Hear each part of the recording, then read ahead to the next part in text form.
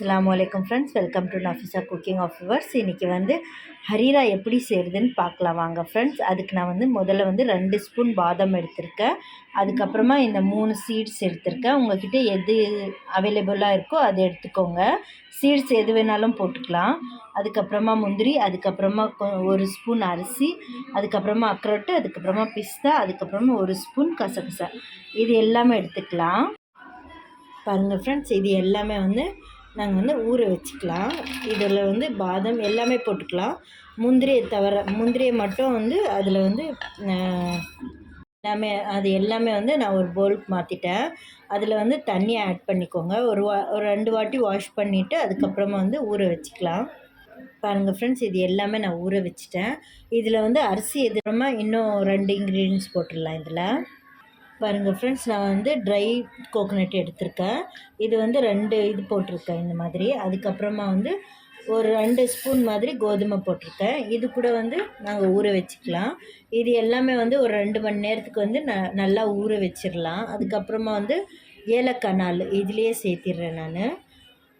இது எல்லாமே நல்லா ஊறட்டும். பாருங்கள் ஃப்ரெண்ட்ஸ், நல்லா ஊறிடுச்சு. நல்லா ஊறியிருக்கு. 2 மணி நேரம் தான் விட்டேன். இப்போ இந்த பாதாம் எல்லாம் எடுத்து அதோட தோலை எல்லாமே எடுத்துடலாம். பாதாம் மட்டும் தோலை மட்டும் எடுத்துருங்க. எல்லா தோலுமே எடுத்துடுங்க. பாருங்கள் ஃப்ரெண்ட்ஸ், எல்லாமே நான் எடுத்துட்டேன். 1 2 தான் இருக்குது. அது இருந்தால் பரவாயில்ல. 1 2 தான். எதுக்காக அதுவும் தோல் எடுக்கிறோன்னாக்கா, அது ஒயிட்டாக இருக்கிறதுக்காக நல்லாயிருக்கும். அது வெள்ளையாக இருந்தால். அதனால் நான் தோல் ஒரு 2 அப்படியே விட்டுட்டேன். ஒரு 2 மட்டும்தான். அதுக்கப்புறமா எல்லாமே தோல் எடுத்துகிட்டு போட்டிருக்கேன். இது எல்லாமே சாஃப்டாக நைஸாக அரைச்சிக்கலாம். நல்லா ஸ்மூத்தாக அரைச்சாச்சு. இவ்வளோ சாஃப்டாக இருந்தால் போதும். இதை அப்படியே ஒரு பவுலுக்கு மாற்றிக்கலாம். பாருங்கள் ஃப்ரெண்ட்ஸ், நான் அது எல்லாமே ஒரு பவுலுக்கு மாற்றிட்டேன். ஊற வச்ச கோதுமையும் தேங்காயும் இதுலேயே ட்ரை தேங்காய் இதுலேயே சேர்த்துக்கலாம். அதுலேயே நாங்கள் கட் பண்ணி வச்சுருக்க அந்த தேங்காயும் போட்டுக்கலாம். ஊற வச்ச பின்னாடி அது ரொம்ப சாஃப்ட் ஆகிடும். இதுவும் நல்லா தண்ணி கொஞ்சம் அதிகமாகவே ஊற்றி இதில் நீங்கள் அரைச்சிக்கோங்க. பாருங்கள் ஃப்ரெண்ட்ஸ், இது நான் எல்லாமே வடிகட்டிக்கலாம். இது மட்டும்தான் வடிகட்டணும். அது அப்படியே டைரெக்டாக போட்டுக்கலாம். இதோட பால் 2 வாட்டி எடுத்துக்கோங்க. இதோட பால் பாருங்கள் ஃப்ரெண்ட்ஸ், நான் இதோட பால் இவ்வளோ திக்காக எடுத்திருக்கேன். பாருங்கள், இவ்வளோ திக்காக இருக்குது. நான் 2 வாட்டி எடுத்தேன். இவ்வளோ தான் வந்துருச்சு. இதுவும் அந்த மிக்சர்லேயே சேர்த்திக்கலாம். பாருங்கள் ஃப்ரெண்ட்ஸ், 2யுமே சேர்த்து நல்லா மிக்ஸ் பண்ணி வச்சுக்கோங்க. இப்போ வாங்க இது எப்படி தாளிக்கிறதுன்னு பார்க்கலாம். பாருங்கள் ஃப்ரெண்ட்ஸ், முதல்ல ஒரு பாத்திரம் வச்சு அதில் நான் நெய்யை போட்டுக்கிட்டேன். இப்போ லவங்கமும் பட்டையும் போட்டுக்கிறேன். 2 பட்டை, 4 லவங்கம் போட்டிருக்கேன். அதுக்கப்புறமா கொஞ்சம் ஒரு கைப்பிடி அளவுக்கு முந்திரியை போட்டிருக்கேன். பாருங்கள் ஃப்ரெண்ட்ஸ், நல்லா ரோஸ்ட் ஆகிடுச்சு. இப்போ இதில் கொஞ்சமாக தண்ணி ஆட் பண்ணிக்கலாம். கொஞ்சோண்டு பால் சேர்த்திங்கனாக்கா அது ஒடிஞ்சிரும். அதனால் நான் தண்ணியை கொஞ்சோண்டு சேர்த்துருக்கேன். அதுக்கப்புறமா இதை அரைச்சி வச்ச மிக்சரை இதில் போட்டுக்கலாம்.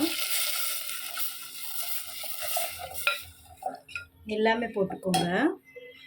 பாருங்கள் ஃப்ரெண்ட்ஸ், எல்லாமே போட்டாச்சு. இப்போ ஹை ஃப்ளேமில் வச்சுட்டு இது விடாமல் இது பண்ணிகிட்டே இருங்க.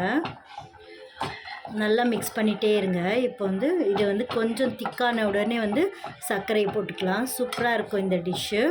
ரொம்ப ஹெல்த்தியானதும் சின்ன பசங்களுக்கு பெரியவங்க வரைக்கும் எல்லாமே சாப்பிட்லாம். சூப்பராக இருக்கும் இந்த டிஷ்ஷு. ரம்ஜானில் இது ரொம்ப ஸ்பெஷல் எங்கள் வீட்டில். நீங்களும் செஞ்சு பார்த்துட்டு எனக்கு கண்டிப்பாக கமெண்ட் பண்ணுங்கள் ஃப்ரெண்ட்ஸ். லைக் பண்ணுங்கள், ஷேர் பண்ணுங்கள், மறக்காமல் கமெண்ட் பண்ணுங்கள் ஃப்ரெண்ட்ஸ். பாருங்கள் ஃப்ரெண்ட்ஸ், நல்லா கொதிச்சிருச்சு, நல்லா வெந்துருச்சு எல்லாமே. இப்போ இந்த ஸ்டேஜில் நான் 2 கப்பு சுகர் ஆட் பண்ணிக்கிறேன்.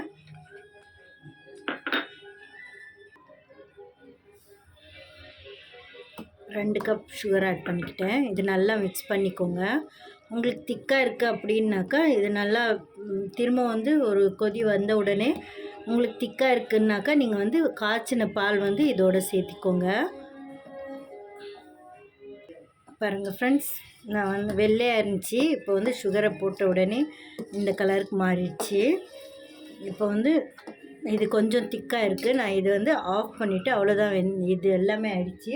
அதுக்கப்புறமா ஆஃப் பண்ணிவிட்டு நான் வந்து ஒரு அரை டம்ளர் அளவுக்கு நான் வந்து பாலை சேர்த்துக்கிறேன்.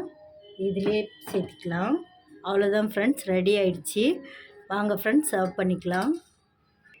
பாருங்கள் ஃப்ரெண்ட்ஸ், ரொம்ப திக்காகவும் இல்லை, ரொம்ப தண்ணியாகவும் இல்லை, கரெக்டாக இருக்குது. இந்த ஸ்டேஜுக்கு இருந்துச்சுனாக்கா போதும். நீங்கள் வந்து கெஸ்ட் வரப்போ இல்லைன்னா பசங்களுக்கு இந்த ஸ்டேஜில் வந்து கொடுத்தீங்கனாக்கா சூப்பர் டேஸ்ட்டாக இருக்கும். கடகடன்னு குடிச்சிப்பாங்க. பாருங்கள் ஃப்ரெண்ட்ஸ், சுட சுட வந்து பாதாம் பால் வந்து ரெடி ஆயிடுச்சு. ஐ மீன் ஹரீரா வந்து ரெடி ஆயிடுச்சு. சூப்பரான டேஸ்டியான. வாங்க ஃப்ரெண்ட்ஸ் சாப்பிட்லாம். அல்லாஹ் ஹாஃபிஸ்.